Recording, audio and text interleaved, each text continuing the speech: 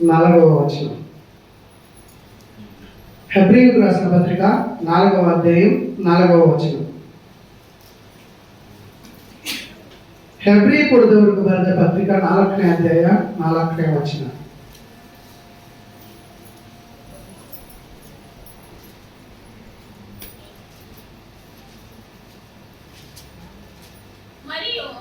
మరియు దేవుడు 7వ దినమందు తన కార్యములన్నిటినీ ముగించి విశ్రమించెను. ఆమేన్. హల్లెలూయా, హల్లెలూయా. నేను ఇక్కడే ఉన్నాను అని వాళ్ళు ఒకసారి హల్లెలూయా. నేను ఎక్కడో ఉన్నాను అని వాళ్ళు ఒకసారి హల్లెలూయా, హల్లెలూయా. దేవుడు 7వ దినమందు తన కార్యములన్నిటినీ చేసి విశ్రమించెను అని దేవుని వాక్యం సెలవిస్తున్నది. హల్లెలూయా. ఒకసారి పరిశుద్ధాత్మ సహవాసం కోసం కళ్ళు మూసి ప్రార్థిద్దాం. ప్రియులారా, సర్వ సృష్టికర్త అయినటువంటి యెహోవా మీ నామానికి మహిమ ఘనత ప్రభావాలు చెల్లిస్తున్నాం తండ్రి. మాట ద్వారా అనేకమైనటువంటి అద్భుత మహత్కార్యాలు చేయగలిగిన శక్తిమంతుడా, ఈ సమయం ముందు తండ్రి మీరు నాతో మాట్లాడండి ప్రభా. ఇచ్చిన లేఖనాన్ని బట్టి మీకు వందనాలు, స్తుతులు, స్తోత్రాలు చెల్లిస్తున్నాం. ఈ లేఖనం ద్వారా తండ్రి ఇక్కడ కూడి వచ్చిన నాతోనూ మాతోనూ ప్రతి ఒక్కరితోనూ తండ్రి మీరు మాట్లాడి మీ పరిశుద్ధ ఆత్మ కార్యములు ప్రతి ఒక్కరి హృదయంలోనూ కలిగి చేసినట్లు మీరు సహాయం చేయండి. అల్పుడు, అయోగ్యుడు, అభాగ్యుడు, దీనుడు అయినటువంటి నన్ను ప్రభువా మీ గాయపడిన చేతిలో మడిచిపెట్టుకుని తండ్రి మీ నామాన్ని మహింపరిచే కృపను ఈ సమయం నాకు యథార్థంగా దయచేయమని ప్రార్థిస్తున్నాను. నా నోటి నుండి నా ఇష్టమైనటువంటి మాటలు ఏదీ రాకుండా కేవలం పరిశుద్ధాత్మ దేవుడు మాత్రమే నా నోటిని మీకు దూరంగా వాడుకోమని యేసుక్రీస్తు నామమునందు ప్రార్థించి అని వేడుకుంటున్నాను పరమ తండ్రి. ఆమేన్. హల్లెలూయా. ప్రియమైనటువంటి వారులారా, దేవుని వాక్యాన్ని మనం ధ్యానించుకున్న లేఖనం ప్రకారం దేవుడు 7వ దినం నందు, అంటే దానికి ముందు అన్ని కార్యాలు చేసి 7వ దినం నందు విశ్రమించను, అంటే విశ్రాంతి తీసుకున్నాడు అని దేవుని వాక్యం సెలవిస్తుంది. హల్లెలూయా. విశ్రాంతి ఎవరికి అవసరం ఉంటుంది? కష్టపడి పని చేసేవారికి అవసరం ఉంటుంది. ఇక్కడ దేవుడు 6 రోజులు సమస్త సృష్టిని సృష్టించే పనిలో పడి అన్నిటినీ తన నోటి మాట ద్వారా కలగజేసి 7వ దినం నందు విశ్రమించాడంట. అంటే 5వ వచనాన్ని ఒకసారి ధ్యానిద్దాం. ఎదియును కాక ఈ చోటనే వారు నా విశ్రాంతిలో ప్రవేశింపరు. హల్లెలూయా. ఇదియుగాక ఈ చోటనే వారు నా విశ్రాంతిలో ప్రవేశింపరు. హల్లెలూయా. మొదటిగా ఏం చేసినాడు? దేవుడు సృష్టించిన సృష్టిని అంతా చూసి 7వ రోజు విశ్రాంతి తీసుకున్నాడు. అంతేకాకుండా ఆయన ఏం చెప్తున్నాడంటే ఆ విశ్రాంతి దొరికే చోటనే కొంతమందికి విశ్రాంతిలో ప్రవేశింపడు అని చెప్తున్నాడు. 6వ వచనాన్ని ఒకసారి ధ్యానిద్దాం. కాగా ఎవరో కొందరు విశ్రాంతిలో ప్రవేశింపదురను మాట నిశ్చయము గనుకను ముందు సువార్త వినువారు అవిధేయత చేత ప్రవేశింపడు. హల్లెలూయా. ఇక్కడ 4వ వచనంలో దేవుడు విశ్రాంతి తీసుకుంటున్నట్టు చెప్తున్నాడు. ఆ విశ్రాంతిలో కొంతమంది ప్రవేశింపరు అని చెప్తున్నాడు. అంతేకాకుండా ఎవరో కొందరు ఆ విశ్రాంతిలో ప్రవేశింతురు అన్నమాట కూడా చెప్తున్నాడు. హల్లెలూయా. ఇక్కడ 5వ వచనంలోను 6వ వచనంలోను మనం గమనించుకున్నట్లయితే 5వ వచనంలో కొందరు ప్రవేశింపరు అని చెప్పేస్తున్నాడు. 6వ వచనానికి వచ్చినట్లయితే ఎవరో కొందరు, ఆ కొందరికి ఎవరో కొందరికి డిఫరెంట్ ఉంది. ఎవరో కొందరు ఆ విశ్రాంతిలో ప్రవేశిస్తారు అని దేవుడి వాక్యం సెలవిస్తుంది. హల్లెలూయా, హల్లెలూయా. ఈ విశ్రాంతి అంటే ఏంటి అన్నట్లయితే ఈ 7 దినాలకు సమర్పించినటువంటి అన్నిటినీ ముగించుకొని 7వ దినము విశ్రాంతిలోకి తీసుకోవడం అనే దాని గురించి మనం సాదృశ్యంగా తీసుకున్నట్లయితే విశ్రాంతి అనే దాన్ని మనము శాశ్వతమైనటువంటి నిద్ర లేదా నిత్య జీవం లేదా పరలోక రాజ్యం అని ధ్యానించుకోవచ్చు. ఎందుకంటే దేవుడు సమస్తాన్ని సృష్టించిన సృష్టికర్త వల్ల ఎక్కడికి వెళ్ళాడు? భూమి ఆకాశాలను సృష్టించి వాటన్నిటిని సృష్టికర్త అయినటువంటి దేవుడు సృష్టించి వాటినన్నిటిని జయించిన తర్వాత ఆయన పరలోక రాజ్యం నుండి ఇవన్నీ కార్యాలు జరిగించి నిత్య రాజ్యంలోనే ఆయన ఉన్నాడు. 5వ వచనంలో చూస్తే ఆయన ఉన్న చోట, అంటే ఇక్కడ ఎక్కడైతే ఆయన విశ్రాంతి తీసుకుంటున్నాడో ఆ విశ్రాంతి దగ్గర కొందరు విశ్రాంతిలో ప్రవేశింపరు అని చెప్తున్నాడు. అంటే ఆయన ఉన్న చోట విశ్రాంతి తీసుకున్న ఆ చోటలోకి కొంతమంది ప్రవేశింపరు. కానీ 6వ వచనంలో చూసినట్లయితే ఎవరో కొందరు ప్రవేశిస్తారు. అంటే పరలోక రాజ్యానికి నిత్య జీవానికి దేవుని ఉన్నతమైన ఆకాశ మహాకాశాలలో ఉన్నటువంటి ఆ దేవుని సన్నిధిలో కొందరు ప్రవేశింపరు, ఎవరో కొందరు ప్రవేశిస్తారు. ఎవరు ప్రవేశిస్తారు? ఆ నిత్య జీవంలో పరలోక రాజ్యంలో మనం ప్రవేశించాలంటే మనం ఏం చేయాలి అనేటువంటి క్రీస్తు జీవితంలో, క్రైస్తవ జీవితంలో మొట్టమొదటిగా జీవించేటువంటి పునాది గురించి మనము ఈరోజు ధ్యానించుకోబోతున్నాం. హల్లెలూయా, హల్లెలూయా. మన మెయిన్ థీమ్ ఏమన్నట్లయితే, మన సబ్జెక్ట్ ఏమన్నట్లయితే, విశ్రాంతిలో ఉన్నటువంటి దేవుని దగ్గరికి కొందరు ప్రవేశించరు, ఎవరో కొందరు ప్రవేశిస్తారు. అంటే కొంతమందిలో కూడా ఎవరో కొందరు ప్రవేశిస్తారు. ఆ ప్రవేశానికి కావలసినటువంటి సృష్టి, దేవుడు సృష్టించిన సృష్టి నుండి మనం ఏమి నేర్చుకుంటాము అనేది ఈరోజు వాక్య ధ్యానాంశం. హల్లెలూయా. మొట్టమొదటిగా దేవుడు ఈ సృష్టిని సృష్టించడానికి ఎన్ని రోజుల సమయం పట్టింది పిల్లరా? 6 రోజులు పట్టింది. ఈ 6 రోజుల దేవుడు చేసిన సృష్టిలో నుండి క్రీస్తుని అంగీకరించినటువంటి నీవు నేను నేర్చుకోవాల్సినటువంటి పాఠం ఏంటి? ఈ 6 రోజులు చేసినటువంటి క్రీస్తు పనిలో, దేవుని పనిలో మనకి ఎందుకు అవసరమైనటువంటిది ఇవి మనకి తెలియజెప్పడం జరిగింది.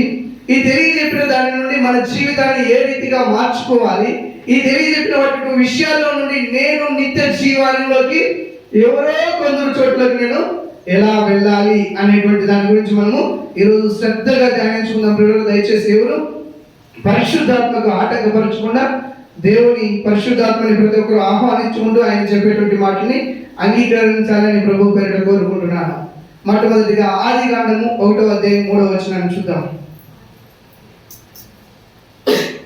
ఆదికాండము 1వ అధ్యాయం 1వ వచనం. ఆగ దేవుడు బెలకాగలి అందను బెలకాయితో. హల్లెలూయా. అప్పుడు దేవుడు వెలుగు కలుగును గాక అనెను, అప్పుడు వెలుగు ఆయను. హల్లెలూయా, హల్లెలూయా. లైట్ ఏంటి అన్నారంటే ఏమర్థము? అక్కడ చీకటి ఉంది అని అర్థం. హల్లెలూయా. వెలుగు కలుగును గాక అని దేవుడు చెప్తున్నాడంటే అప్పుడు అక్కడ చీకటి ఉంది అని అర్థం. అప్పుడు వెలుగు కలుగును గాక, చీకటి ఉన్న స్థలాన్ని వెలుగులు కలుగును గాక అని దేవుడు పలికినప్పుడు వెలుగు కలిగెను. హల్లెలూయా. వెలుగు కలిగిన కనుక అక్కడ చీకటి ఉండడానికి స్థలం లేకపోయేను. హల్లెలూయా. ఒకటి గమనించండి ప్రియులారా, వెలుగు ఉన్న చోటలో, చీకటి ఉన్న చోటలో వెలుగు ప్రకాశింపగలదు, కానీ వెలుగు ఉన్న చోటలో చీకటి ప్రభావం చూపలేదు. హల్లెలూయా. కాబట్టి దేవుడు వెలుగు కలుగును గాక అనగానే వెలుగు అయింది. ఆ వెలుగు గురించి మనకు సాదృశ్యంగా ఎఫెసీయులకు రాసిన పత్రిక, ఎఫెసీయులకు రాసిన పత్రిక 5వ అధ్యాయం 8వ వచనం. ఎఫెసీయులకు రాసిన పత్రిక, మీరు పూర్వమందు చీకటై ఉంటిరి, ఇప్పుడైతే ప్రభువునందు వెలుగై ఉన్నారు. హల్లెలూయా, హల్లెలూయా. మీరు ఏ రీతిగా ఉన్నారంట? ముందైతే చీకటిలో ఉన్నారు, ఇప్పుడైతే ఎవరి వల్ల వెలుగై ఉన్నారు? ప్రభువునందు వెలుగై ఉన్నారు. ముఖ్యంగా ఎవరి ముందు మనం వెలుగై ఉన్నాము? ప్రభువునందు వెలుగై ఉన్నాము. హల్లెలూయా. యేసుక్రీస్తుని అంగీకరించకంటే ముందు మన జీవితం చీకటి ప్రభువైనటువంటి జీవితం. చీకటి దేనికి సాదృశ్యం? అపవాదికి, శత్రువుడికి, భయంకరమైనటువంటి నరకానికి సాదృశ్యంగా మనం గమనిస్తుంటాం. కానీ ప్రభు అయిన యేసుక్రీస్తుని అంగీకరించినటువంటి మన జీవితాల్లో వెలుగు ప్రకాశింపజేసింది. ఆ వెలుగు దేవుని వలన మాత్రమే మనకి కలిగింది. ప్రభువు వలన మనకి వెలుగు కలిగినది అని దేవుని వాక్యం సెలవిస్తుంది. హల్లెలూయా. యోహాను సువార్త 1 యోహాను 1:5 చూసినట్లయితే, 1 యోహాను 1:5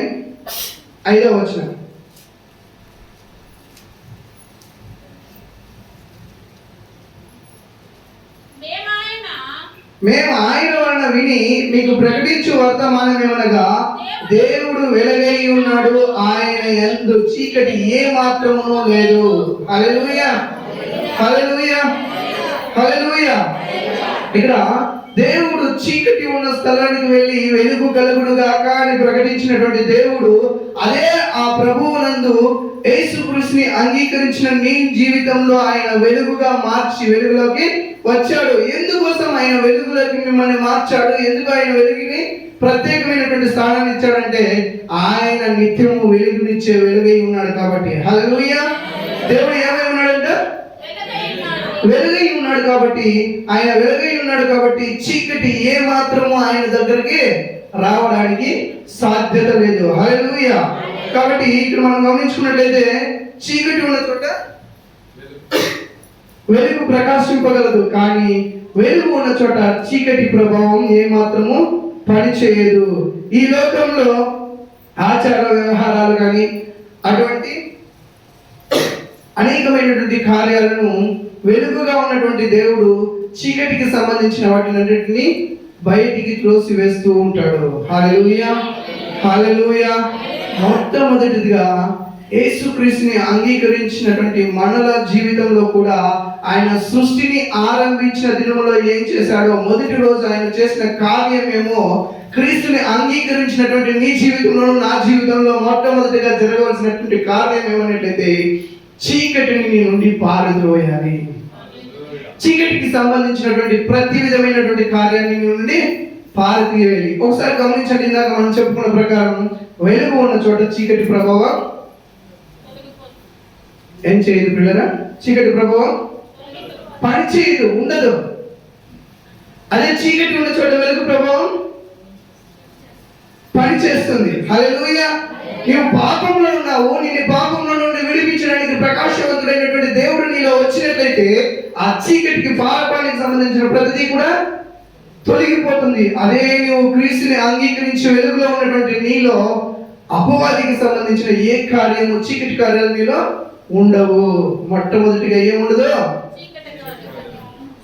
శత్రువుడి కార్యాలు, చీకటి కార్యాలు నీలో ప్రభావం చూపించవు. మొట్టమొదటిది. రెండవదిగా మనం గమనించినట్లయితే ఆదికాండం 1:6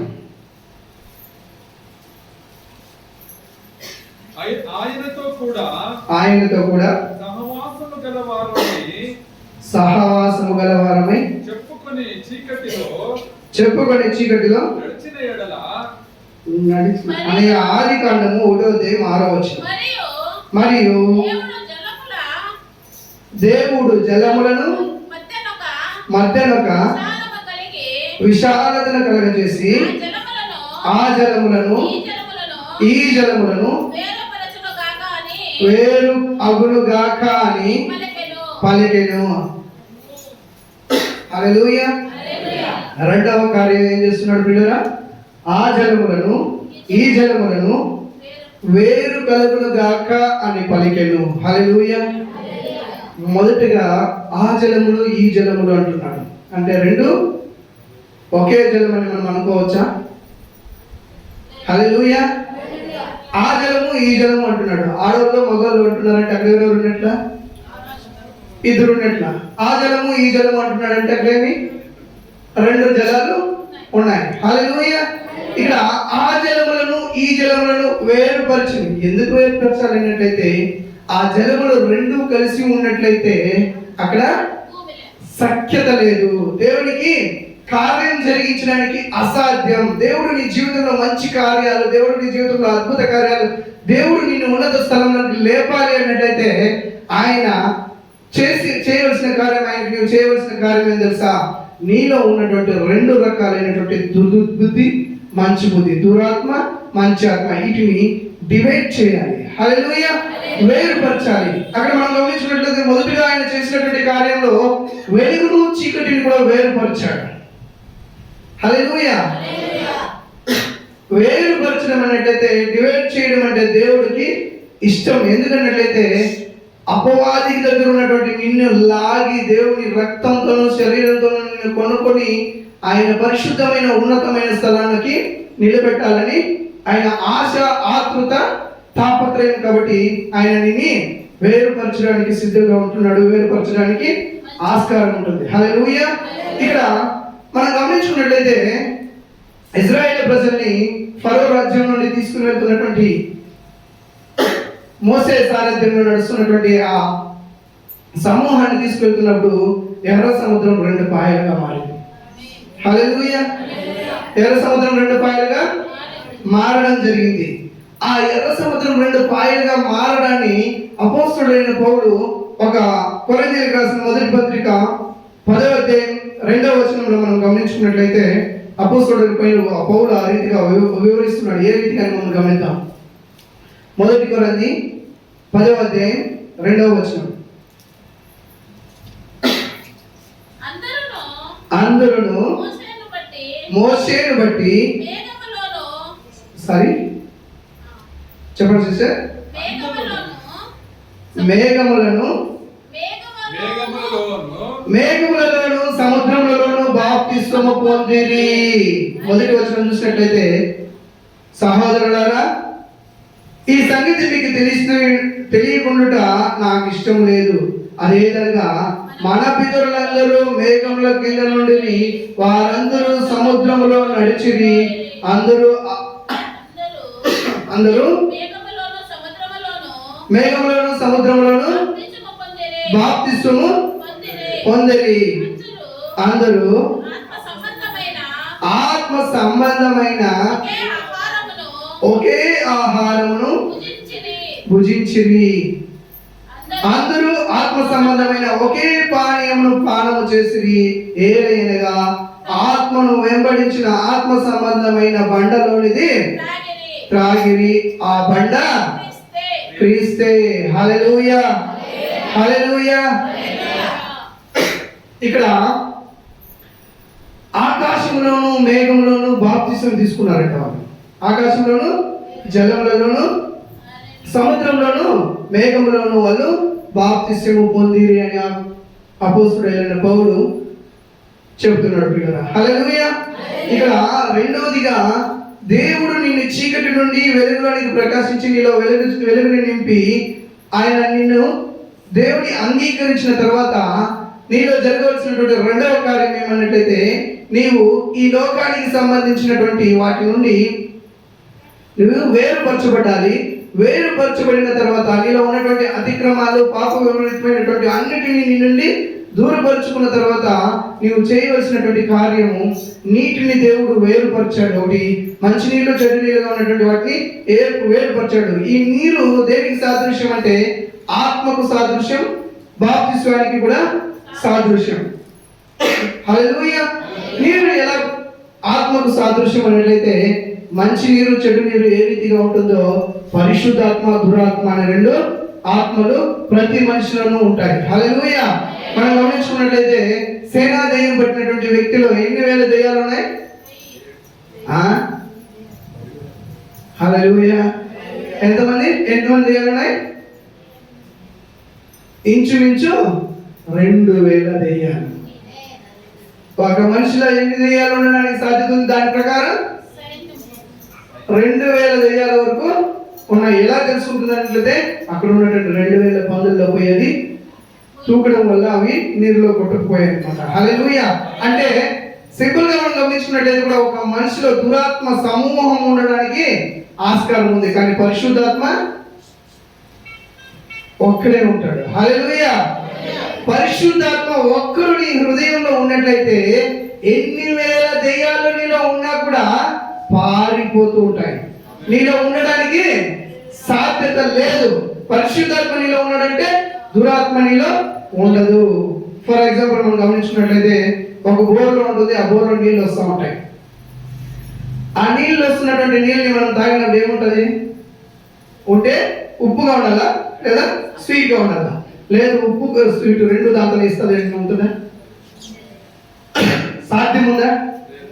హల్లెలూయా, హల్లెలూయా, హల్లెలూయా. అర్థమైతా ఉంది అని వాళ్ళు ఒకసారి హల్లెలూయా చెప్పండి. అర్థమైతా ఉంది అని వాళ్ళు ఒకసారి చెప్పండి హల్లెలూయా, హల్లెలూయా. అంటే ఒకే బోరులో ఉప్పు నీళ్లు తీపి నీళ్లు ఎలాగ రావో పరిశుద్ధాత్మ దురాత్మ నీలో ఉండడానికి సాధ్యత లేదు. హల్లెలూయా, హల్లెలూయా. అంటే పరిశుద్ధాత్మ దేవుడు నీలో ఉండాలి అన్నట్లయితే దురాత్మ ఏం చేయాలి? వేరుపరచాలి. దురాత్మను దూరపరచాలి, దురాత్మని పారద్రోలాలి. హల్లెలూయా. ఇక్కడ ఉన్నటువంటి మనకి రెండోదిగా మనం గమనించినట్లయితే బాప్తిసం ఖచ్చితంగా తీసుకుని తీరాలి. ఆ కాలంలో ఉన్నటువంటి వారికి బాప్తిసం ఎవరు ఇచ్చారు బ్రదర్? సిలువపై ఉన్నటువంటి దొంగకు బాప్తిసం ఎవరు ఇచ్చారు బ్రదర్ అని అడిగినట్లయితే ఆ ఇజ్రాయేల్ ప్రజలకి దేవాది దేవుడు ఏం చేశాడంట? మేఘములతోనూ నీటితోనూ సముద్రములను బాప్తిసం ఇచ్చాడు అని దేవుని వాక్యం సెలవిస్తుంది. హల్లెలూయా. కాబట్టి ముఖ్యంగా వేరుపరచడం అనేటువంటి మాట ఆదికాండము 4వ వచనంలో చూసినట్లయితే, ఆదికాండము 4వ వచనంలో కూడా అక్కడ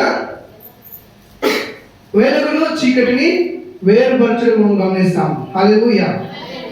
7వ వచనంలో గమనించుకున్నట్లయితే జలములను వేరుపరిచినట్లు మనం గమనిస్తాం. అంటే క్రీస్తుని అంగీకరించినటువంటి మనము సృష్టికర్త అయినటువంటి దేవుడు ఏ రీతిగా అయితే వేరుపరిచి మనకి స్పష్టమైనది అవసరమైనది మనకి అనుగ్రహించి ఇచ్చాడో అదే రీతిగా మనం కూడా ఈ లోకానుసారమైనటువంటి వాటిని విడిచి వదిలి మనము దేవునిలోనికి రావడానికి గమనించాలి. హల్లెలూయా. ఇక్కడ మనం గమనించుకున్నట్లయితే అనేక మంది ఈ సృష్టి ఆరంభంలోనే దేవుడు వెలుగును చీకటిని వేరుపరిచి నేను ఈ లోకానికి వెలుగై ఉన్నాను అని దేవుడు వాక్యం సెలవిస్తాడు. హల్లెలూయా. కానీ ఈ సర్వసత్యాన్ని తెలియనటువంటి అనేక మంది మన సహోదరులు ఆ గ్రంథంలో ఉన్నటువంటి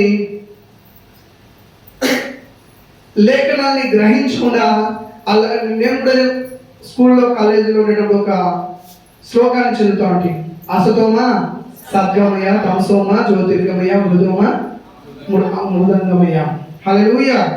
అంటే అసతోమ సత్యమయ, అసత్యంలో నన్ను సత్యంలోనికి నడిపించు. తమసోమ జ్యోతిర్గమయ, నేను చీకటికి ఉన్నాను, నన్ను వెలుగులోనికి నడిపించు. మృత్యుంగమ అమృతాంగమయ, అంటే నేను మృత్యు మరణానికి పాత్రుడుగా ఉన్నాను, నన్ను నిత్య జీవంలోనికి నడిపించు అని అనేక మంది మన సహోదరులు పాడుతుంటారు, దాన్ని ధ్యానిస్తుంటారు. కానీ దానికి నిజమైన అర్థం ఎక్కడ ఉంది, ఎవరి దగ్గర ఉంది, ఎవరు అలాంటి క్వాలిఫికేషన్ కలిగినటువంటి దేవుడు అని గ్రహించలేకపోతున్నారు. హల్లెలూయా, హల్లెలూయా. ఇక్కడ మొదటిగా మనం గమనించాల్సినటువంటిది, మనకి దేవుడు మొట్టమొదటిగా మన జీవితంలో రాగానే వెలుగుని ప్రకాశింపజేస్తాడు. రెండోదిగా నేను ఈ బాప్తిస్మం వైపు ప్రేరేపించి ఈ లోకానికి సంబంధించిన వాటిని నీ నుండి తుడిచివేసి ఈ లోకానుసారమైనటువంటి పాపం కానీ పితృల దోషం కానీ ఏదైనా ఉన్నటువంటి వాటన్నిటిని తుడిచివేసి నీటి ద్వారా నిన్ను కడగబడి నిన్ను దేవుని నిత్య రాజ్యం వైపు నడిపించడానికి, దేవుని మహిమ వైపు నిన్ను నడిపించడానికి ఆయన ప్రేరేపిస్తాడు. హల్లెలూయా. ఇక ఆదికాండం 1:9 వచనం చూద్దాం. దేవుడు ఆకాశము క్రిందనున్న జలములు ఒక చోటనే కూర్చబడి ఆరిన నేల కలుగునుగాక అని పలికెను. ఆ ప్రకారమాయను. 12 వరకు దేవుడు ఆరిన నేలకు భూమి అని పేరు పెట్టెను, జలరాశికి ఆయన సముద్రములని పేరు పెట్టెను. అది మంచిదని దేవుడు చూచెను. 11, 12 కూడా.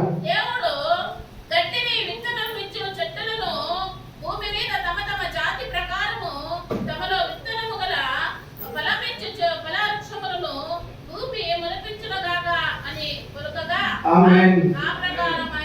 హల్లెలూయా, హల్లెలూయా. 9వ వచనంలో చూసినట్లయితే ఏం చేశాడు? ఆరిన నేల కలుగును గాక. హల్లెలూయా.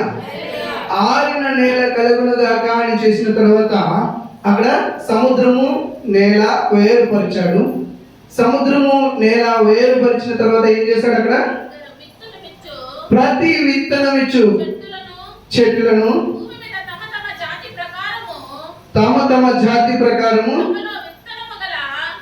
విత్తనము కలిగినటువంటి ఫలమిచ్చు ఫల వృక్షములను భూమి మొలిపించుగాక అని పలికెను. హల్లెలూయా, హల్లెలూయా. ఒకసారి గమనించండి ప్రియులారా, ఆరిన నేలలో చెట్టు నాటితే మొలుస్తుందా? తేమగా ఉండే నెలలో మొలుస్తుందా? ఆరిన నెలలో మొలుస్తుందా? ఇక్కడ దేవుడు విచిత్రంగా ఏం చేస్తున్నాడు? ఆరిన నేలలో చెట్లను మొలుస్తున్నాడు. గట్టిని మొలిపించాడు, విత్తనములు ఇచ్చే చెట్లను మొలిపించాడు, ఫలములను ఇచ్చేటువంటి చెట్లను మొలిపించాడు, వృక్షాలని మొలిపింపజేశాడు. హల్లెలూయా, హల్లెలూయా, హల్లెలూయా. ఇక్కడ దీని ద్వారా మనం ఏం గ్రహించాలన్నట్లయితే, ఆరిన నేలలో చెట్లను, గడ్డిని, వృక్షములను మొలకెత్తేటువంటి ప్రతి విధమైనటువంటి చెట్లను, ఫలములు ఇచ్చేటువంటి చెట్లను దేవుడు సృష్టించాడు. అంటే దేవుని నీ జీవితంలో ఎందుకు పనికిరానటువంటి స్థితిలో ఉన్నటువంటి నీ జీవితాన్ని, నీకు నిరుపయోగంగా ఉన్నటువంటి నీ జీవితాన్ని, ఇక ఏ సహాయము లేదు, నాకే మరణమే శరణ్యమైన రీతిగా ఉన్నటువంటి స్థితిలో కూడా కానీ ఆయన నీ జీవితంలో చిగురింప చేయగలడు అని దీని ద్వారా మనం గ్రహించవచ్చు. హల్లెలూయా. ఆయనకి అసాధ్యమైనది ఏదీ లేదు అని మనము తెలుసుకోవచ్చు పిల్లరా. హల్లెలూయా. ఇక గమనించండి, ఆరిన నేలలో చెట్లు మలిపించినటువంటి దేవుడు నిరుపయోగమైనటువంటి నిన్ను ఉపయోగించుకోడా? ఎందుకు పనికిరానటువంటి నిన్ను పనికొచ్చే పాత్రగా మార్చలేడా? ఎందుకంటే ఆయన చేతి పని నీవై ఉన్నావు కాబట్టి. హల్లెలూయా, హల్లెలూయా. ఇక్కడ ఈ చెట్లన్నీ నిర్మించినటువంటి దేవుడికి అంజూరపు చెట్ల గురించి మనం ఒకసారి ధ్యానించుకున్నట్లయితే, ఎవరు నిర్మించారు ఆ చెట్టుని? ఎందుకోసం నిర్మించాడు? ఫలములు ఇవ్వాలని నిర్ణయించాడు. హల్లెలూయా. ఆ ఫలములు ఇవ్వనటువంటి అంజూరపు చెట్టుని దేవుడు ఏం చేశాడు? ఒక ఆజ్ఞ ఇవ్వగానే అది వేరులతో సమాతం కాలిపోయింది. హల్లెలూయా. మరుసటి రోజు వచ్చినప్పుడు సాయంత్రం వచ్చిన వాళ్ళు చూసినప్పుడు అదంతా ఎండిపోయి ఉన్నట్లు మనం గమనిస్తున్నాం దేవుని వాక్యంలో. హల్లెలూయా. ఇక్కడ ఈ ఆరిన నేలలో నీ జీవితం అంతా అణగారిపోయింది. నా జీవితంలో ఉన్నటువంటి బాధ, కష్టము, సుఖము ఏదైనా ఉంది, క్రీస్తుని మ్యాక్సిమం పీపుల్ అందరూ ఎందుకు అంగీకరిస్తారంటే, ఏదో ఒక శ్రమ ద్వారానో, ఏదో నీకు వచ్చినటువంటి కష్టం ద్వారానో, నీకు వచ్చినటువంటి బాధ ద్వారానో వాటి నుండి నేను విముక్తి పొందాలని వస్తారు. ఇక్కడ ఉన్నటువంటి వాళ్ళు లేదు, నేను దేవుని వాక్యం విని దేవుని సన్నిధికి వచ్చినాను ఎవరైనా ఉంటే చదువు పెట్టండి. దేవుని వాక్యం విని, కానీ దేవుని వాక్యం విని వచ్చినారా? దేవుని మహిమను చూసి వచ్చినారా? జీవితంలో ఏమి అద్భుతం జరగకముందునే దేవుని నమ్ముకున్నారు. హల్లెలూయా. మీరు హల్లెలూయా. దేవుని వాక్యం విని వచ్చేటటువంటి వాళ్ళు కొద్ది మంది మాత్రమే. ఎందుకంటే నిజాన్ని అంతకు ముందు వాళ్ళు వేరే విషయాల్లో అన్నింటిలో అనుభవం ఉంటుంది. ఎగ్జాంపుల్, నేను కూడా దేవుని అంగీకరించడం కంటే ముందు మంచి భయంకరమైన విగ్రహాలు. ఈ సీజన్ వచ్చిందంటే కావుడు ఎత్తేవాళ్ళు. ఆగస్టు వినాయక చవితి వచ్చిందంటే మా ఊర్లో వినాయక చవితి రోజు నుండి 5 వారాల వరకు కావుడు ఎత్తేవాళ్ళు. ఆ కావుడు ఎత్తేదానికి నేను మాల వేసుకుంటా ఉంటే, ఆ మాల వేసుకున్న సందర్భంలో ఉత్తి నేలపైన ఆవు పేడ తెచ్చి బాగా అలికి, హల్లెలూయా, దానిపైన ముద్ద సాంబార్ పెట్టి తినేవాడిని. హల్లెలూయా. నిజం. ఉత్తి నేలపైన పేడ తెచ్చి అలికి దానిపైన ముద్ద పెట్టి సాంబార్ వేసుకొని దాన్ని తినేవాడిని. నిద్ర లేవగానే బ్రష్ చేయగానే పోయి ఆవు గోమూత్రాన్ని తీసి, ఆవు గంజరాన్ని తీసి తాగితే మంచిది. ఆ నిష్ఠగా ఉన్నటువంటి సందర్భంలో ఆ మాల వేసుకున్నటువంటి దినాల్లో మాత్రం 9 రోజులు 11 రోజులు అలాగా. హల్లెలూయా. ఫలించినటువంటి సందర్భాలు ఉన్నాయి. కానీ ఇక్కడ విత్తనం ఇచ్చేటువంటి చెట్టుని గురించి మనం ధ్యానించుకున్నట్లయితే ఫలింప చేయాలి. అంతకు ముందు ఉన్నటువంటి ప్రతి కార్యాన్ని దేవుడు వేరుపరిచినటువంటి తర్వాత నీ జీవితంలో ఆయన ఆశించినటువంటి ప్రతిఫలాన్ని నువ్వు ఫలింప చేయకుండా ఉన్నట్లయితే దేవుని అంగీకరించినటువంటి నీవు ఆ దేవుడు ఆశించి నిన్ను ఎందుకోసమైతే అంగీకరించుకున్నావో, దేవుని నువ్వు ఎందుకోసమైతే స్వీకరించుకున్నావో, నిరుపయోగంగా ఉన్నటువంటి స్థితి నుండి నువ్వు యేసు ప్రభువుని అంగీకరించేటప్పుడు చాలా బాధలో ఉంటావు. ఆ బాధల నుండి విడిపించుంటావు. నీకు రోగం ఉంటుంది, దాని నుండి వచ్చింటావు. లేదా ఒక దయ్యపు శక్తి ఉంటుంది, ఆ దయ్యపు శక్తి నుండి నువ్వు విడుదల కోసం దేవుని స్థితికి వచ్చింటావు. ఆ వాటి నుండి విడుదల పొందిన తర్వాత, నిన్ను పరిశుద్ధపరిచిన తర్వాత నీవు ఖాళీగా నాకు విడుదల వచ్చింది అని ఖాళీగా నీ ఎందుకు నువ్వు దేవుని స్తుతిస్తూ ఆరాధిస్తూ కొలుస్తూ ఉన్నట్లయితే అది ఆశీర్వాదం కాదు.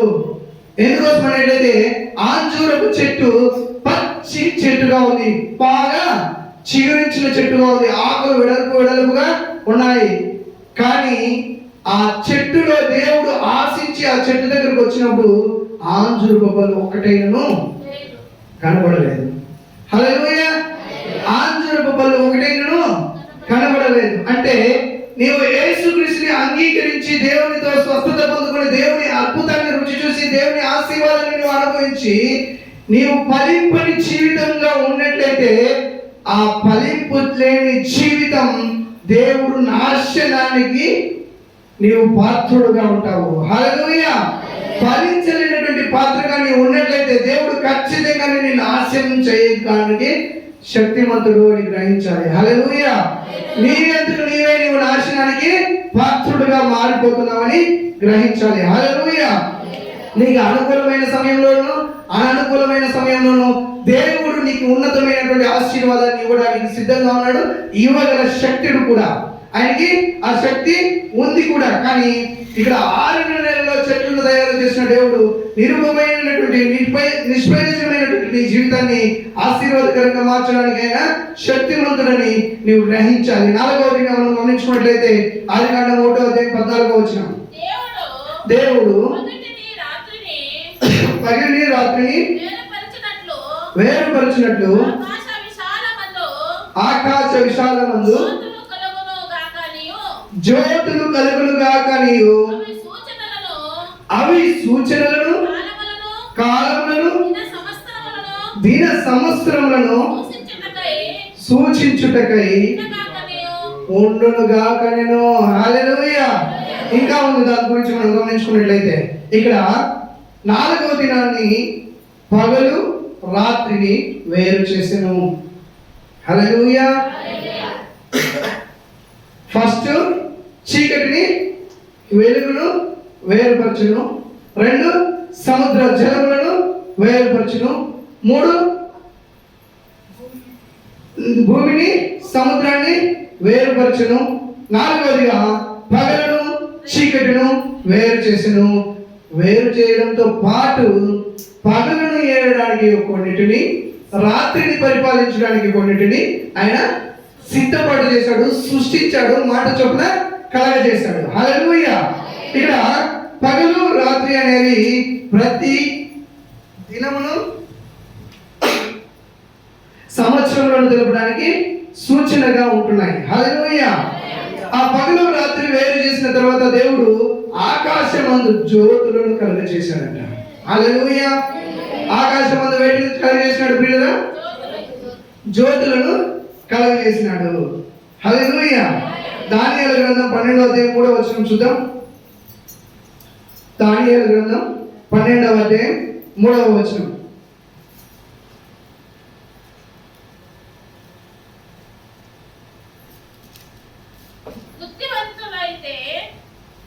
బుద్ధివంతులైతే ఆకాశ మండలములోని జ్యోతులను పోలిన వారై ప్రకాశించెదరు. హల్లెలూయా! చాలా సిస్టర్, హల్లెలూయా! ఎవరు ఆకాశంలోని జ్యోతుల వలె ప్రకాశిస్తారంట? బుద్ధివంతులు అంటే జ్ఞానం కలిగినటువంటి వారు. హల్లెలూయా! సమస్త జ్ఞానములకు మూలము పరిశుద్ధ గ్రంథం. హల్లెలూయా. దేవుని ఆత్మ ఎవరిలో ఉంటుందో వారిలో సమస్త జ్ఞానము ఉంటుంది. హల్లెలూయా, హల్లెలూయా. ఇక్కడ ప్రకాశించవలసినటువంటి జ్యోతులను ఆకాశంలో నిర్ణయించడం జరిగింది, ఆకాశంలో నిర్మించడం జరిగింది, సృష్టించడం జరిగింది పిల్లరా. హల్లెలూయా. ఇక్కడ మనం గమనించుకున్నట్లయితే ఆ సృష్టిలో ప్రకాశించేటువంటి నక్షత్రాలు ఎవరట?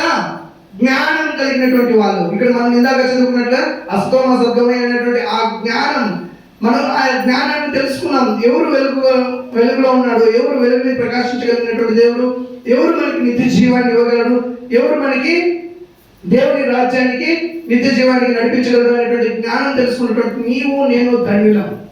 హల్లెలూయా. కానీ మనం ఎలా ఉండాలి అన్నట్లయితే, దేవుడు సృష్టించినటువంటి సృష్టిలో 4వ రోజు ఆయన ఆకాశాన్ని పగలను రాత్రిని ఏలడానికి కొన్ని జ్యోతులను ఆకాశంలో సృష్టించడం జరిగింది. ఆ జ్యోతులు ఏం చేస్తున్నాయంట? వెలుగునిస్తున్నాయా? చదవండి సిస్టర్ ఇంకొకసారి. 14వ వచనం, రాత్రిని 14వ వచనం, సారీ ఆదికాండం 1వ అధ్యాయం 14వ వచనం. దేవుడు పగలను రాత్రిని వేరుపరిచినట్లు ఆకాశ విశాలమందు జ్యోతులు కలుగును గాకనియు.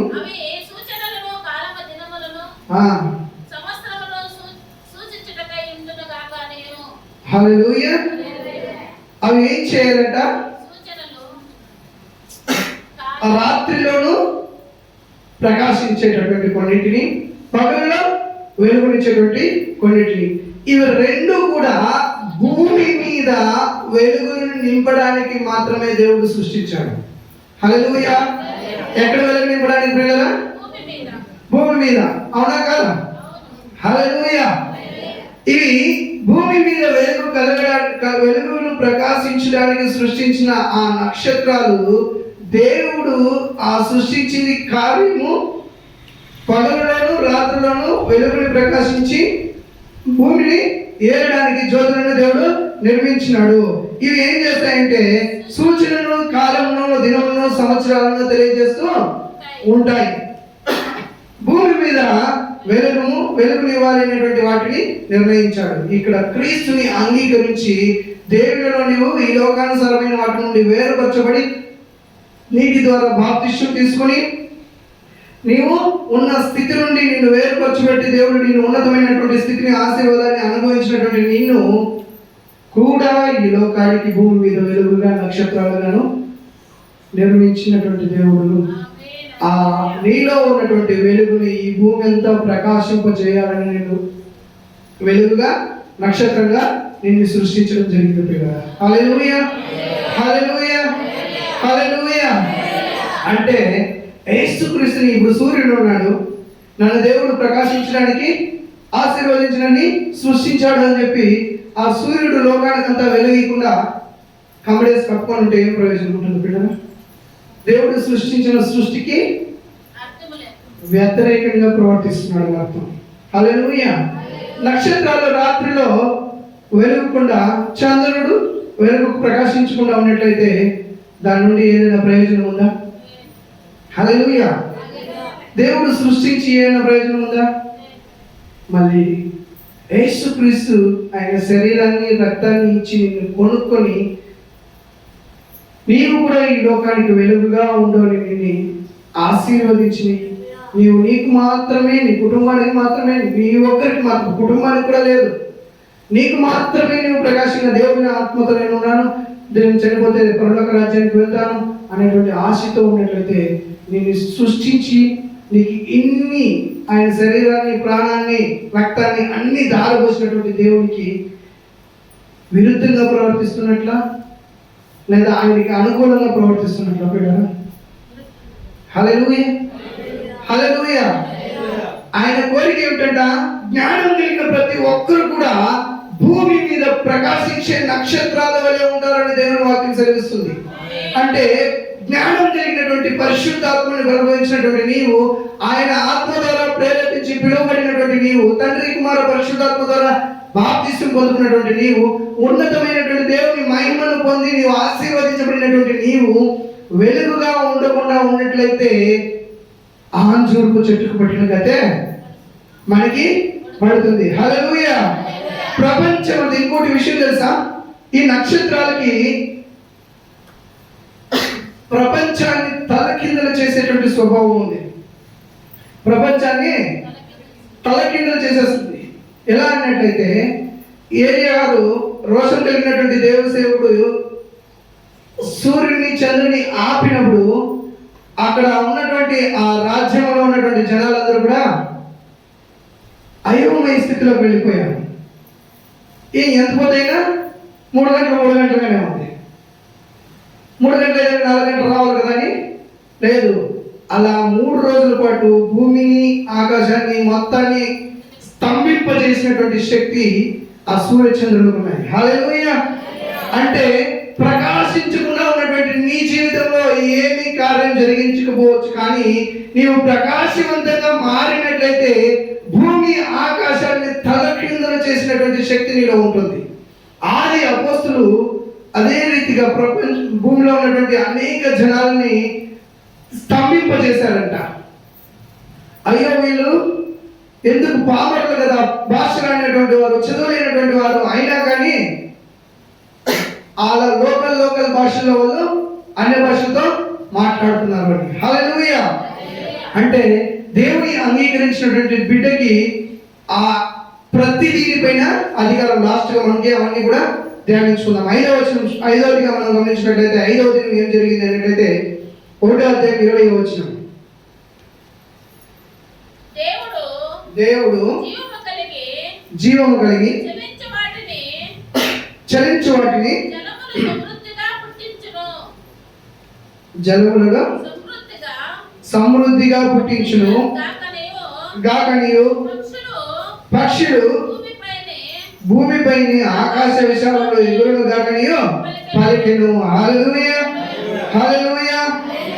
దేవుడు జలములలో వాటి జాతి ప్రకారము జలములను సమృద్ధిగా పుట్టించిన మహామత్స్యములను జీవము కలిగి చెలించు వాటన్నిటినీ దాని జాతి ప్రకారము లెక్కలు గల ప్రతి పక్షిని సృజించెను. అది మంచిదని దేవుడు చూచెను. హల్లెలూయా. హల్లెలూయా. 5వ దినం నందు చేపలని పక్షుల్ని సృష్టించాడు. హల్లెలూయా. హల్లెలూయా. ఈ చేపల ద్వారా మనం ఏం నేర్చుకోవాలి? హెబ్రీయులకు రాసిన పత్రిక 2వ అధ్యాయం 1వ వచనం. హెబ్రీయులకు రాసిన పత్రిక 2వ అధ్యాయం 1వ వచనం. హల్లెలూయా. త్వరగా. పూర్వకాలమందు నానా సమయంలోను హెబ్రీయులకు రాసిన పత్రిక 2వ అధ్యాయం 1వ వచనం. 1వ అధ్యాయం 2వ వచనం కాదు, 2వ అధ్యాయం 1వ వచనం. కావున మనము వినిన సంగతులను విడిచిపెట్టి కొట్టుకొని పోవునట్లు వాటి యందు మరీ విశేష జాగ్రత్త కలిగి ఉండవలెను. హల్లెలూయా. మనం విన్న సంగతులను మనం జాగ్రత్తగా కనిపెట్టుకొని ఉండకుండా ఉన్నట్లయితే ఏమైతుందంట? కొట్టుకొని పోతారు. హల్లెలూయా. కొట్టుకొని పోతారంటే ఏంట్లో కొట్టుకుపోతారండి పిల్లరా? కొట్టుకొని పోతున్నాడు అంటే ఏమర్థము? నీళ్ళలో మాత్రమే కొట్టుకొని పోతాడని మనం చెప్తాం, అవునా? హల్లెలూయా. నీళ్ళలో కాకుండా వేరే దగ్గర కొట్టుకుపోతారా? హల్లెలూయా. విన్న సంగతులను విడిచిపెట్టి కొట్టుకొని పోతాడు అన్నట్లయితే కొట్టుకొని పోవడం అనేది మనము నీటి ద్వారా మాత్రమే మనం గమనిస్తాం. హల్లెలూయా.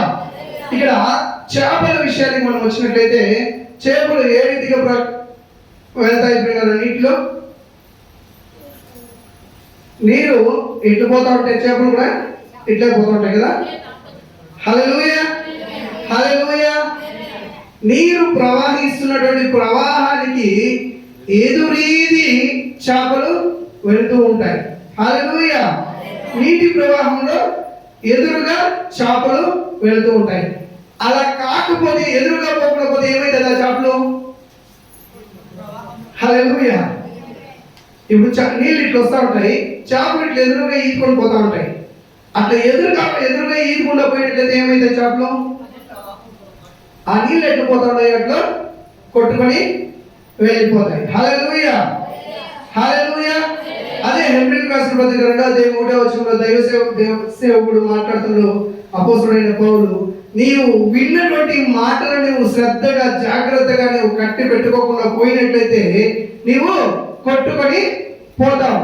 అంటే వాక్యం అనేది సామాన్య విషయం కాదు. క్రైస్తవ జీవితం అనేది అంత ఈజీ జీవితం కాదు, ఆశామాషి జీవితం కాదు. నీటిని ఏ రీతిగా అయితే నీటిని ఎదురెదుకుంటూ చేప వెళ్తుందో అదే రీతిగా దేవుని వాక్యాన్ని పట్టుకున్నటువంటి మనము ఈ సమాజంలో ఉన్నటువంటి అనేకమైనటువంటి అసమతుల్యత నుండి, పాపముల నుండి, అన్నిటిలో నుండి మనము ఎదురాడి పోట్లాడి జయించుకుంటూ దేవుని వాక్యంలో జీవించుకుంటూ మనము వెళ్ళినప్పుడు మాత్రమే అది దైవ జీవితం అవుతుంది, దేవుని ఆశీర్వాదకరమైన జీవితం అవుతుంది, దేవునికి ఇష్టకరమైనటువంటి జీవితం అవుతుంది. చేపల ద్వారా మనం ఏం నేర్చుకున్నాం? దేవుని వాక్యం అనేటువంటి వాక్యాన్ని ఎదురేడుతూ వాక్యానుసారమైన జీవితం మనం జీవించాలనేటైతే నిజంగా కష్టపడి జీవించాలి, బాధపడుతూనే జీవించాలి, చాలా ప్రయాసపడి జీవించాలి. అలా జీవించినప్పుడు మాత్రమే నువ్వు కొట్టుకొని పోకుండా నిలకడగా నిలబడగలుగుతావు. ఇక పక్షుల జీవితానికి మనం గమనించుకున్నట్లయితే దేవుడు 5వ దినాన్ని చేపలను సృష్టించాడు, మత్స్యములను, 2వదిగా పక్షులను సృష్టించాడు. హల్లెలూయా. పక్షులను మనం గమనించుకున్నట్లయితే పక్షులు ఎక్కడ ఉంటాయి పిల్లలుగా? మాటలో ఉంటాయి. ఎందుకు భూమి పైన ఉండవు? ప్రపంచంలో దేవుడు సృష్టించిన ప్రతి దీనికి ఒక భూమికి ఆకర్షణ శక్తి ఉంటుంది. అన్ని కూడా భూమి ఆకర్షణని అనుభవిస్తాయి, కానీ ఈ పక్షులు మాత్రమే భూమి ఆకర్షణ శక్తిని అధిగమించి ఆకాశం వైపు ఎగరగలుగుతుంది. హల్లెలూయా. ఈ పక్షులు ఏం చేస్తాయి పిల్లరా? ఒక బాల్ని పైకి ఒక మొబైల్ వేసినామంటే ఏమవుతుంది? కిందకి వస్తుంది. సైన్స్ ప్రకారం మనం గమనించుకున్నట్లయితే అది భూమి ఆకర్షణ శక్తి అంటారు. హల్లెలూయా, హల్లెలూయా. అంటే భూమికి ఏదైనా కానీ పైన వాటిని ఆకర్షించుకునేటువంటి శక్తి ఉంది, కానీ ఈ భూమి ఆకర్షణ శక్తిని అధిగమించి పక్షులు మాత్రమే పైకి ఎగరగలుగుతాయి. హల్లెలూయా, హల్లెలూయా. అంటే ఈ పక్షుల ద్వారా మనం ఏం నేర్చుకోవాలంటే ఈ భూమి ఆకర్షించేటువంటి ఆకర్షణ ఏమేమి ఉంటాయి? శరీరాశ, నేత్రాశ, జీవ కుటుంబం. హల్లెలూయా. దయచేసి నవ్వదండి. ఇది ముఖ్యంగా భూమిలో ఉన్నటువంటి మనిషిని నాశనం చేసేటువంటి ముఖ్యమైనటువంటి కారణాలు ఇవి 3. వీటిని అధిగమించి మనం జీవించాలి అన్నట్లయితే మనం ఏం చేయాలి? భూమి ఏ రీతిగా అయితే ఆకర్షణ శక్తికి వ్యతిరేకంగా పక్షులు ఎగరబడతాయో అదే రీతిగా ఈ లోకానుసారమైనటువంటి ఈ 3 ఆశలకి మనము వ్యతిరేకంగా పైకి లేచినప్పుడు మాత్రమే దేవుని ఉన్నతమైనటువంటి శక్తిని ఆ 5వ రోజు సృష్టి నుండి మనం నేర్చుకోవాల్సినటువంటి పాఠం. హల్లెలూయా. ఇక 6వదిగా మనం గమనించుకున్నట్లయితే 24వ వచనం, అదే ఆదికాండం 1వ అధ్యాయం 24వ వచనం. దేవుడు వాటి వాటి జాతుల ప్రకారము జీవము కలిగిన వాటిని వాటి వాటి జాతి ప్రకారం పశువులను, మృగములను, పురుగులను, అడవి జంతువులను భూమి పుట్టించునుగాక అని పలికెను. హల్లెలూయా, హల్లెలూయా. ఇక్కడ మనం గమనించినట్లయితే అడవి జంతువులను, పురుగులను, పశువులను మనం గమనిస్తున్నాం. హల్లెలూయా. ఈ 3టిని దేవుడు సృష్టించాడు. ఒకటి జంతువులు అన్నట్లయితే ఇవి క్రూరమైనటువంటివి, ఇవి ఎక్కడ ఉంటాయి? అడవిలో ఉంటాయి. పశువులు అనేటువంటివి మృదు స్వభావం కలిగినటువంటి వాది, అవి ఎక్కడ ఉంటాయి? మానవ మనుగడలో మనము పోషించుకునేటట్లు పెంచుకునేటట్లు ఉంటాయి. హల్లెలూయా. ఇక్కడ క్రూరమైనటువంటి జంతువులు నాశనానికి పాత్రులైతే మృదు స్వభావం కలిగినటువంటి ఈ పశువులు దేవునికి బలియాగంగా సమర్పించడానికి లేదా మనిషి ఆహారానికి ఉపయోగపడుతూ ఉంటాయి. హల్లెలూయా. కాబట్టి ఈ ఆరో దినం సృష్టించిన ఈ సృష్టిలో నుండి జంతువులు పశువులు ఉన్నటువంటి రీతిగా మృగములు ఉన్నాయి, జంతువులు ఉన్నాయి. మృగంలాగా మనం ప్రవర్తించకుండా జంతువులాగా మనం మృదు స్వభావాన్ని చూపించి జంతువులు మనం గమనించుకున్నట్లయితే గొర్రె దాన్ని కొడుతుంటే వద్దు వద్దు అంటుందా? వధించినప్పుడు హల్లెలూయా. దాన్ని సృష్టి ధర్మం అది. అందుకోసమే యేసుక్రీస్తు ఆయన సిలువ వేసినప్పుడు నన్ను వద్దు, నన్ను సిలువ మరణం దానికి నేను ఏ తప్పు చేయలేదు అని వాదించాడా? లేదు. క్రీస్తు ఈ లోకానికి రావడానికి కారణం ఏమి? ఆయన మరణించి మనం అందరినీ రక్షించాలని. అదే క్రీస్తుని అంగీకరించినటువంటి నీవు నేను కూడా ఆ స్వభావం కలిగి ఇతరులకు రక్షణ స్వార్థను ప్రకటించడానికి, ఇతరులని అనేకమైనటువంటి వ్యక్తుల్ని దేవుడి వైపు నడిపించడానికి పశు స్వభావం కలిగి, అది మనకి ఏం చేసినా కొట్టినా తిట్టినా ఆవులు మళ్ళీ ఏ రీతిగా మన దగ్గరికే వస్తుంటాయో అదే రీతిగా మనం కూడా స్వభావం కలిగి క్రీస్తు పోలిక చొప్పున మనం నడిచి దేవుని ఉన్నతమైనటువంటి దేవునికి ఆశీర్వాదాలకు కృపకు పాత్రలు కావాలని ఈ 6వ దినం జంతువుల్ని సాదృశ్యంగా మనకు వివరించాడు. అదే 6వ దినము 1వ దినం 27వ వచనం చూద్దాము. దేవుడు తన పోలిక చొప్పున నరుని సృజించెను. ఆమేన్, హల్లెలూయా. దేవుడు తన పోలిక చొప్పున నరుని సృజించెను. హల్లెలూయా. అంటే దేవుడు సృజించినటువంటి ఇన్నిటికి పైకి తన స్వంత చేతులతో నిర్మించుకున్నటువంటి నిర్మాణం ఏమైనట్లయితే కేవలం మనిషి మాత్రమే. హల్లెలూయా. కేవలం మనిషిని మాత్రమే. సృష్టించిన ప్రపంచానికి అన్నిటికీ కూడా ప్రత్యేకమైనటువంటి స్థానాన్ని మనిషికి అనుగ్రహించాడు. చివరిగా మనం గమనించుకుంటూ వచ్చినట్లయితే ఈ భూమి పైన సృష్టించిన ప్రతి దానిపైన అధికారాన్ని ఎవరికి ఇచ్చాడు? మనిషికి ఇచ్చాడు. వాటన్నిటికీ పేరు పెట్టే బాధ్యత ఎవరికి ఇచ్చాడు? ఎవరికి ఇచ్చాడు? కేవలం ఆదాముకు మాత్రమే దేవుడు పేరు పెట్టాడు. ఆయన సృష్టించినటువంటి హవ్వాకి కూడా ఎవరు పేరు పెట్టాడు? ఆదామే పేరు పెట్టాడు. నా శరీరం నుండి తీయబడుతుంది కాబట్టి నా ఎముక నా మాంసంలో మాంసము అని చెప్పి ఆయన పేరు పెట్టడం జరిగింది కదా. హల్లెలూయా. అంటే ఈ 7 రోజుల సృష్టిలో ఆయన ప్రత్యేకమైనటువంటి శ్రద్ధ వహించడానికి కారణం ఏంటంటే క్రీస్తుని అంగీకరించిన నీ జీవితంలో నా జీవితంలో కూడా ఈ ప్రత్యేకమైనటువంటి స్థానాన్ని పొంది ఉండాలని ఆయన ఆశపడుతున్నాడు, ఆకాంక్షిస్తున్నాడు. అందుకే అన్నిటికంటే అధికమైనటువంటి ప్రత్యేకత మనిషిగా నీకు ఇచ్చాడు. మన అమ్మగారు వాళ్ళ జ్ఞాపకార్థకుడిలో ఒక దైవ సేవకుడు మాట్లాడుతూ చెప్తున్నాడు, ఆ మహిమను పోగొట్టుకున్నటువంటి మనకి మొదటి ఆదాము ద్వారా మనం ఏం చేశాము? దేవుడు ఎందుకోసం మనల్ని సృష్టించాడు? నిత్యము ఆయన సన్నిధిలో ఆయన స్తుతించు సంతోషంగా ఆనందంగా ఆయనతో కలిసిమెలిసి జీవించాలని సృష్టించాడు. కానీ మనం చేసిన అతిక్రమాల ద్వారా మన ఆయుష్ని అంతా తగ్గించుకుంటూ వచ్చి హెబ్రీ రాసిన పత్రిక ఆయన చెప్తూ నరుని జీవితం ఏమాత్రం అంట నీటి బుడగ వంటిది, క్షణమాత్రంలో లయమైపోతుంది అనే స్టేజ్కి మనం తెచ్చుకున్నాము.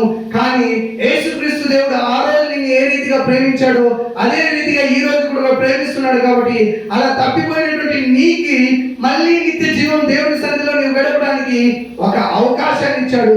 ఆ అవకాశం ఏమైనట్లయితే యేసుక్రీస్తు అనేటువంటి వారి నామం పేరిట నువ్వు ఆయన రక్షించి స్వంతగా రక్షకుడిగా అంగీకరించి తండ్రి కుమార పరిశుద్ధాత్మ నామములో బాప్తిస్మం తీసుకుంటే ఆ రోజు పోగొట్టుకున్నటువంటి నిత్య జీవాన్ని, ఆదాము ద్వారా పోగొట్టుకున్నటువంటి నిత్య జీవాన్ని క్రీస్తు ద్వారా ఇప్పుడు నువ్వు పొందుకొని నిత్య జీవము అనుభవించడానికి ఆస్కారం ఉంటుందని ఆ దైవ సేవకుడు ప్రసంగించడం జరిగింది. అది నిజమే ప్రియులారా. ఆ కృపను పోగొట్టుకున్నటువంటి మనము ఈ 7 దినములు 6 దినములు దేవుడు సృష్టించిన సృష్టిలో నేర్చుకున్న పాఠాన్ని మనం పాటించినట్లయితే ఖచ్చితంగా నిత్య జీవం వైపు మనము ప్రయాణించగలుగుతాము. హల్లెలూయా, హల్లెలూయా. దేవుడి మాట దీవించి ఆశీర్వదించును గాక. దయచేసి క్షమించండి, ఎక్కువ సమయం తీసుకోవడం జరిగింది. ఈ వాక్యాన్ని బట్టి దైవ సేవకుడు ముందుకు వచ్చి మనమందరం ఈ వాక్యం మన జీవితాల్లో ఫలింప చేయాలని ప్రార్థించాలని ప్రభు పేరు కోరుకుంటున్నాను.